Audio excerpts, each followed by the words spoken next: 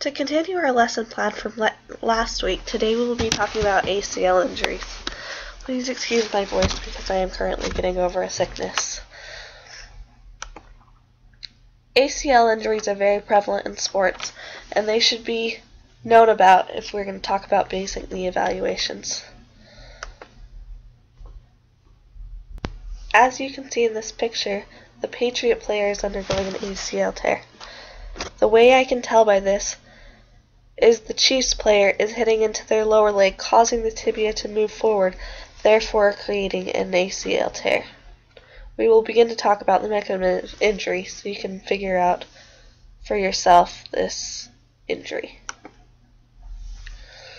Mechanisms of injury involve a plant and a cut, a quick deceleration, hyperextension, a rotational movement when weight bearing.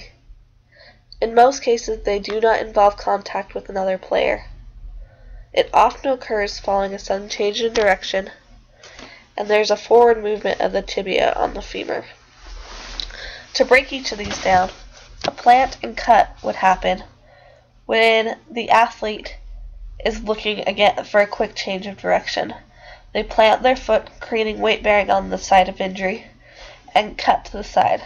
This creates that forward motion of the tibia on the femur, therefore creating injury to the ACL. Often this can happen in a quick deceleration also. The athlete is running very quickly, they have to stop to change directions or to slow themselves down. This creates the forward movement of the tibia on the femur, therefore creating an ACL tear. Hyperextension.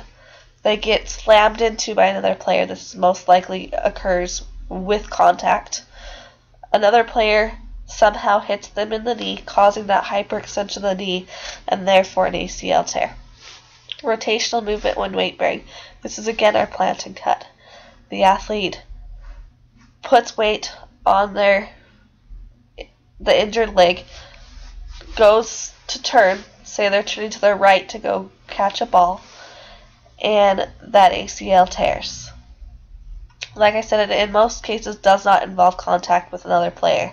As you notice, most of these cases, the athlete did it by themselves. They did it by a cutting motion or some other form of motion that just put the strain on that knee enough for some give.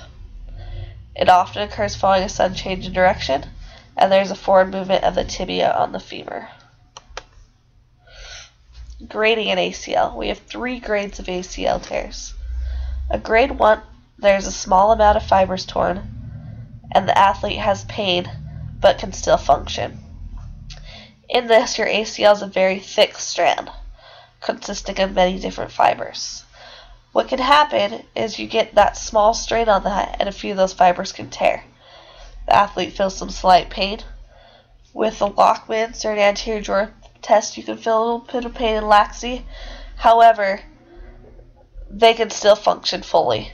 The pain is not severe, and they can often return to play as soon as this injury happens. Grade 2, there's a significant amount of fibers torn. This is not a complete ACL tear. However, about 50% or more of the fibers are torn.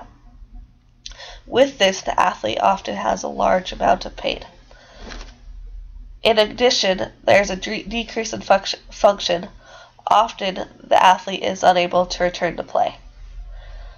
A grade 3 strain is a complete tear. All the fibers of the ACL are torn, leaving an ACL that is no longer intact. The athlete feels extreme instability.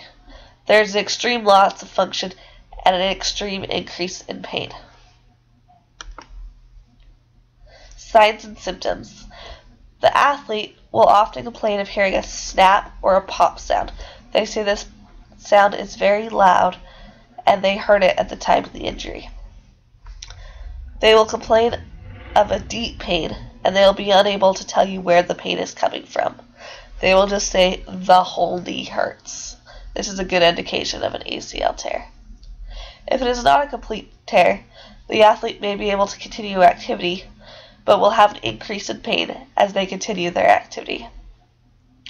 There will be swelling and stiffness in the knee after activity with rest. So the day after, they should come to you, and you can see some swelling and stiffness in that knee. In a rupture or a grade 3 ACL tear, the pain is usually severe at the time of injury. However, this pain sometimes quickly subsides. They get a feeling of giving out. There's a rapid onset of a large amount of swelling. The knee will balloon. There's an extreme feeling of instability. They may develop bruising or stiffness days after the injury. With the stiffness comes an inability to fully straighten the knee. Upon doing our basic knee evaluation that we covered last week, we will notice some positive tests. Our most positive test will be the Lockman's, testing for an ACL tear. You will get laxity and pain with this test. The anterior drawer test, testing again an ACL tear. You'll get laxity and pain with this test. And the pivot shift test, testing an ACL tear. You'll get pain, and sometimes, if the athlete is able to fully relax, you'll get a shifting or clunking sound as you complete the pivot shift. Other facts about ACL. ACL tears are more likely to occur in women. This is especially true of those with a larger, wider Q angle. There are many hypotheses that go into why women tear their ACLs more likely than men. This is said because of the deficiency of hamstring to quadricep balance. It's also said because of the increase of laxity of ligaments in women. Regardless of which, women tear their ACLs about 80% more than men do. Another fact about ACLs is with the area of attachment, ACL tears are often associated with an MCL or medial meniscus tear. If all three of these tears are coupled, then this is called the unhappy triad or the O'Donoghue's triad. The ACL is a ligament that connects the posterior femur to the anterior tibia. The ACL provides about 80% of the stability of the knee. Therefore, when an ACL tear happens, the athlete, as I said earlier, feels very unstable. ACL surgery can be done with a cadaver, a hamstring tendon, or a patellar tendon, and it is up to the athlete and the doctor and the athletic trainer to decide the best route of administering this surgery.